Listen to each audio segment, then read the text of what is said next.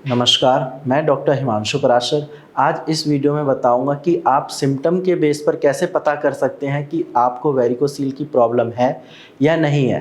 क्योंकि अक्सर मैंने देखा कुछ पेशेंट ऐसे होते हैं जो टेस्ट नहीं करा पाते क्योंकि उनकी जॉब ऐसी होती है जहां उनको ऑफ नहीं मिलता या लैब जो है उनके घर से काफ़ी दूर होता है तो वो ट्रैवल भी नहीं कर सकते। और जो मेजर रीज़न है टेस्ट ना कराने का वो है फाइनेंशियल कंडीशन, यानी कि कुछ पेशेंट जिनके पास पैसों की दिक्कत होती है वो उस वजह से भी टेस्ट नहीं करा पाते, क्योंकि जो वेरिकोसील के लिए टेस्ट होता है अल्ट्रासाउंड स्क्रोटम वो काफ़ी महंगा होता है।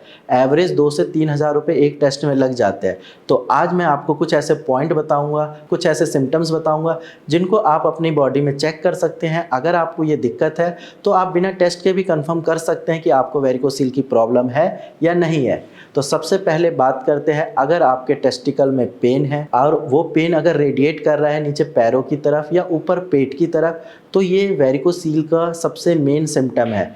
इसके साथ साथ आप अपने टेस्टिकल को थोड़ा ऊपर की साइड हाथ लगाकर देखिए, उसको हल्का सा प्रेस करके देखिए। अगर वहाँ पे आपको ऐसा लग रहा है कि नसों का साइज़ बढ़ गया है या गुच्छा जैसा फील हो रहा है तो आप बिल्कुल समझिए कि आपको वेरिकोसील की दिक्कत है। थर्ड पॉइंट है, आप अपने टेस्टिस को जब देखते हैं तो आपको लगेगा कि वो थोड़ा सा ना हैंग कर रहे हैं, यानी कि लटक रहे हैं। अगर आपके अंडकोश में लटकन है तो ये भी वेरिकोसील की प्रॉब्लम है। इसके साथ साथ हल्का फुल्का कभी कभी स्वेलिंग की भी दिक्कत आती है। जब आप चलते होंगे, वॉक करते हैं, तब डिस्कम्फर्ट की भी प्रॉब्लम आती होगी। अगर ये सारे 4-5 सिम्टम्स आपके अंदर हैं तो ये वेरिकोसील के सिम्टम्स हैं। आप बिना टेस्ट के भी समझ सकते हैं कि हाँ, मुझे वेरिकोसील की दिक्कत है। अब इसके अलावा कुछ ऐसी चीज़ें हैं जिनकी वजह से वेरिकोसील होता है।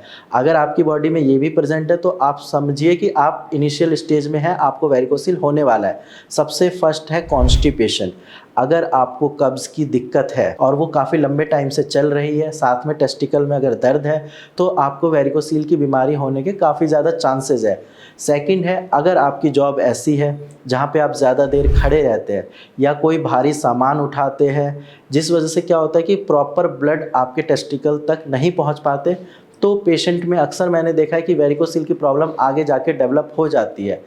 अगर आपको ये सारे सिम्टम्स आ रहे हैं तो आप बिना टेस्ट के भी हमसे बात कर सकते हैं, हमसे ट्रीटमेंट ले सकते हैं, क्योंकि ये कंफर्म वेरिकोसील है। इसके साथ साथ अगर आपके टेस्टिकल में दर्द नहीं है, कोई पेन नहीं है, कोई गुच्छा जैसा फील नहीं हो रहा, लेकिन कब्ज़ की प्रॉब्लम है या फिर आपकी जॉब ऐसी है जहाँ पे ज़्यादा देर आपको खड़ा रहना पड़ रहा है या कोई भारी सामान उठाते हैं, तो आप बिल्कुल सतर्क हो जाइए, क्योंकि इन चीज़ों की वजह से आगे जाके आपको वेरिकोसील की प्रॉब्लम हो सकती है। तो कब्ज़ के लिए आप कुछ उपाय अपना सकते हैं, जैसे कि सुबह उठकर हल्का गुनगुना गर्म पानी लीजिए खाली पेट में। इसके साथ साथ अगर आपकी जॉब ऐसी है जहाँ ज़्यादा देर खड़े रहते हैं तो आप कभी कभी कोशिश करिए कि 1 से 2 मिनट टाइम निकाल के बैठ जाए, या अगर ज़्यादा देर बैठे रहते हैं तो अपनी चेयर पे या जहाँ भी आप बैठते हैं वहाँ थोड़ी देर उठ के एक वॉक कर लीजिए, थोड़ा सा राउंड लगा लीजिए। और हाँ, एक चीज़ का ध्यान रखिए कि कोई भी भारी सामान नहीं उठाना है, क्योंकि अगर ज़्यादा आप अपनी बॉडी की क्षमता से ज़्यादा सामान उठाएंगे तो लोअर एब्डोमेन पे प्रेशर पड़ता है। वो प्रेशर आपके अंडकोश तक जाता है, जिस वजह से वेरिकोसील की प्रॉब्लम हो जाती है। अगर आपको ये सारे सिम्टम्स हैं या आपने टेस्ट कराया है उसमें कंफर्म हो गया है कि वेरिकोसील की दिक्कत है, तो आप डायरेक्ट मेरी टीम से बात कर सकते हैं। हम आपको अच्छे से गाइड कर देंगे। आज की वीडियो में इतना ही। धन्यवाद।